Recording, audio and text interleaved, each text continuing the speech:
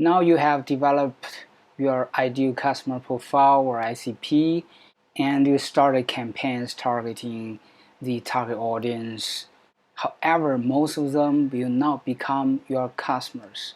Today we're going to see why and how 955 rule will affect your B2B strategy. Hello, my name is Rocky Fu. Today I'm going to talk about why most target companies will not become your customers. You probably already experienced this, that many B2B marketers and some B2B leaders, they really expect to see some results in a few weeks.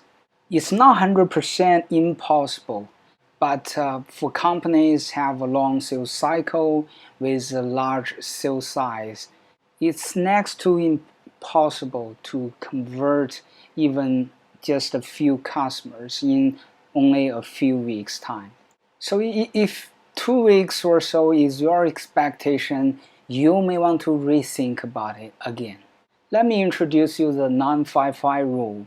The only 5% of B2B buyers are in the market to buy right now, and 95% of the buyers you reach are off market.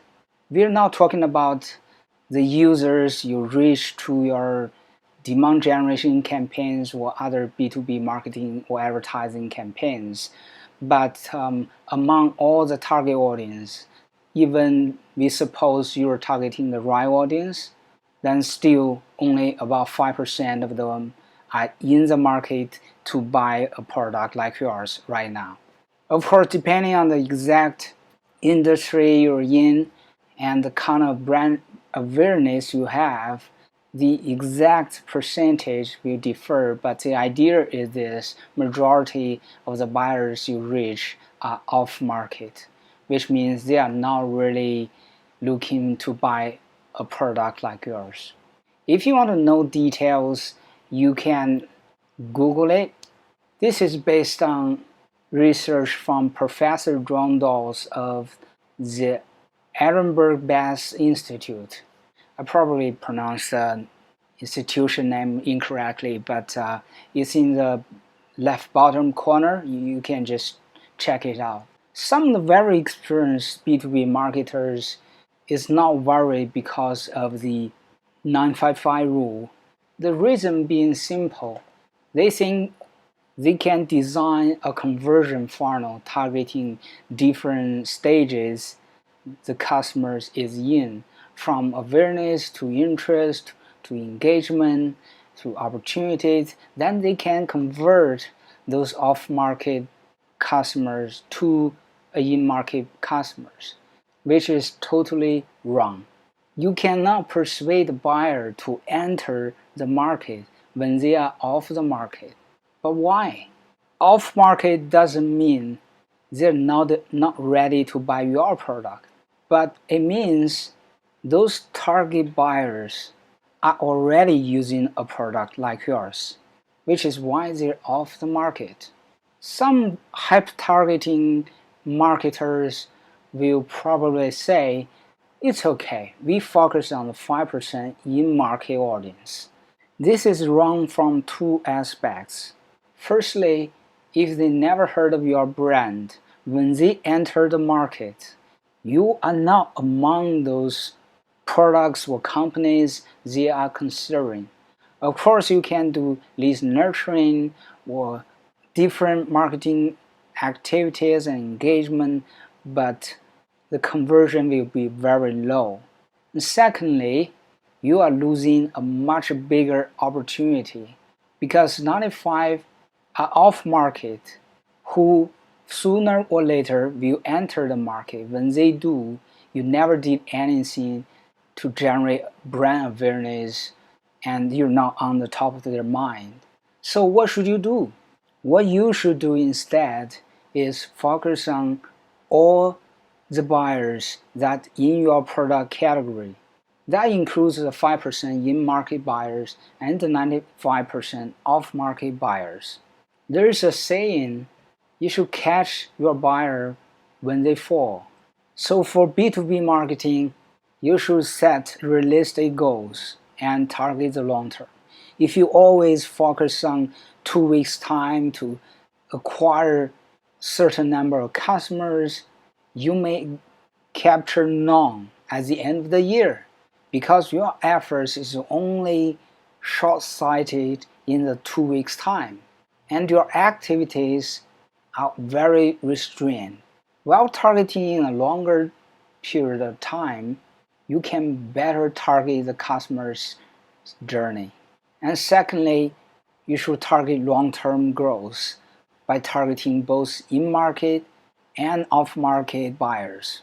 And another tip for B2B marketers developing their strategies is you should develop your messaging targeting in-market and out-market buyers separately. So for in-market buyers, a direct response call to action such as try the product or talk to our sales could work better. While for out-market messaging, you should link your brand to the situational problems your target audience face.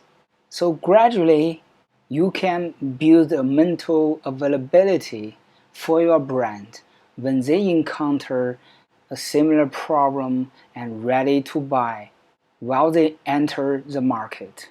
And you should have a consistent messaging to build familiarity and mental availability over time, which takes really a long time, and more often than not, several years at least. You may have a question that how many buyers do I face in my market? Or how many buyers are in-market buyers among all the target buyers? So here is a way you can calculate your total in-market buyers. First of all, you need to understand the frequency of the repurchase of the similar product or service. And secondly, you can calculate the percentage of in-market buyers over the course of a year and subsequently over the course of a quarter. Let's take a quick example. Let's say if your target audience or target buyers will repurchase the product every 4 years, then every year you're looking at about 25 in-market buyers, and every quarter you're looking at about 6% in-market buyers. If you have identified 100 companies who fit the ideal customer profile, then you should be looking at 6 customers acquisition for every quarter. And in cases you do not know the buying frequency, you can conduct a survey. Again, it takes years to build mental availability. And even among the market leaders, it's only 50% of the people who can recall this brand when they enter the market. If you have little to no brand awareness, there's a lot of work for you to do. If you still hesitate about branding and raising situational awareness of your product category, the laws of double jeopardy could wake you up. Based on Byron Sharp's research, he's a professor of marketing science from the University of South Australia. Brands with less market share have so because they have far fewer buyers, and these buyers are slightly less brand loyal. In another word, if you have much less market share, you can expect much higher churn of your customers. As a summary, for B2B marketing, you should target all buyers in the category, not just audience in your niche or in-market buyers. You want to target the long-term growth of your company. We are talking about years of growth, not just the future few months. And you should utilize a mix of B2B strategies that include not only account-based marketing but also demand generation. Last but not least, set your expectation right and target the long-term growth. Thank you very much. You can follow me on LinkedIn or YouTube channel. Click on the button below to subscribe. See you in the next video.